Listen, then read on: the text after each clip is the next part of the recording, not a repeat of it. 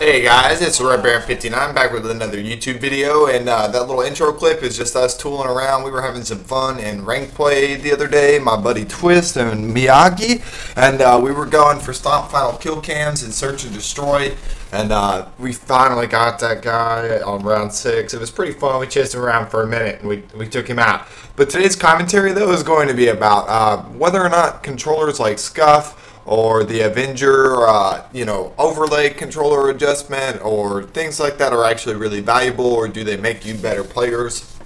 Because I hear a lot of people that think that Scufs are the reason why guys win games, or that they make them better players, or any number of other things. And to be all the way honest, the only advantage that Scuf has over another controller is 2 undermounted paddles, and it only allows you, you can't get 4. I should specify that if you've got an Xbox One controller, they do have that hybrid multi-paddle controller, and they have the same thing with the PS4, but it is a little more expensive and probably honestly more complicated to use. But here's the thing, there's a lot of people know that you can play Scuf Claw, and there are ways you can modify it to fit your needs, and it does take time to get used to, just like playing with the Scuf controller will. I know how to solder, and I have made similar types of controllers that have buttons on the bottom, and I can show you in this gameplay. Probably close to the end, I'll go ahead and turn on my camera and just show you what it looks like on the bottom.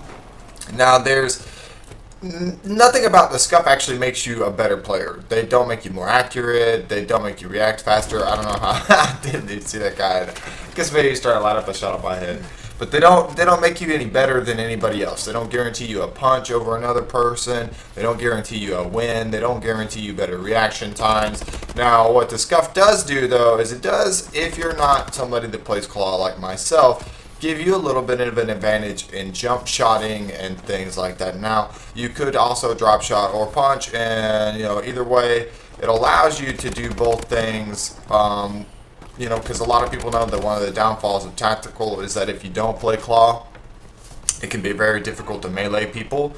Now, Scufs, again, they're really, really expensive, and I've had several friends who have bought Scufs, and then shortly after, their analog stick wears out and they can't run anymore, and it takes you, like 3 weeks, 4 weeks to get one fixed if you send it back in, and you have to keep that in mind. You're going to be out a controller for quite some time if you have to send one in if it breaks, especially if you get it and it breaks early on. And that's not really Scuf's fault, that's just a bad PS controller. Sometimes that shit happens, and in my opinion, just another reason why buying a Scuf isn't really that worth it.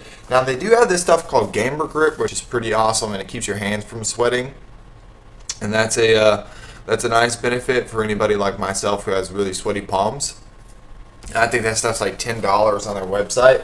But what you can do, they also have this thing called an Avenger, and I think it's like 70 bucks, and I'll be linking all of these websites down below, and I think that thing is a little ridiculous. I've never personally used it, but it's got like an arm, essentially, for every single button that you can be pressing. And in turn, it kind of, it seems like the most complicated way to learn to play. Now, personally, I've always felt that Claw is definitely the best way to go. It's free for you to do if you can take the time to learn how to do it. It doesn't cost you $70. It doesn't cost you an extra, $120 to $150 for a new controller. You don't have to pay anything extra for it. Now, the best product in all of these lists that I'll be posting, in my opinion, is something called Kontrol Freek, and I think it's a must-have for every gamer that wants to get a little bit of an edge or improve their game overall. And I honestly don't think Kontrol Freeks are really an edge, not at this point.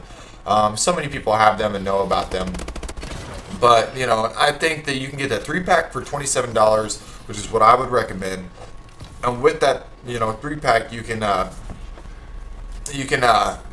sit there, and there's a short one, the CQC, there's a mid-range one, the Elite, and then there's the Sniper, which is their tallest one, and there may be other versions of the 3-pack that you can get.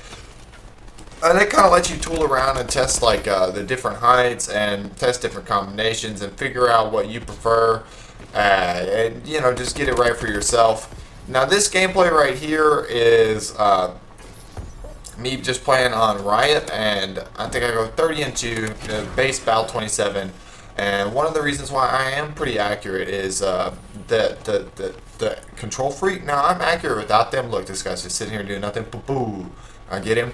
Anyway, I'm pretty accurate without them, but I'm much more accurate with them than I was before, you know, and I think it's something advantageous to everybody, and especially it protects your PS4 controller analogs, because I know a lot of people have had that issue with them rubbing off. I've never had that issue, because I always have played with them. Now, I'll be linking all this in the description below, and I hope that you find this information useful. Again, I don't get paid by any of these companies. Personally, I obviously don't, because I don't support the idea of wasting a lot of money on some of them. But I do believe that you should at least check out Kontrol Freeks, and even if you still want to check out Scuf or the Avenger, you'll still be able to take a look at them. Anyway, guys, if you've never been here before, please slap that like and that sub, and see you later.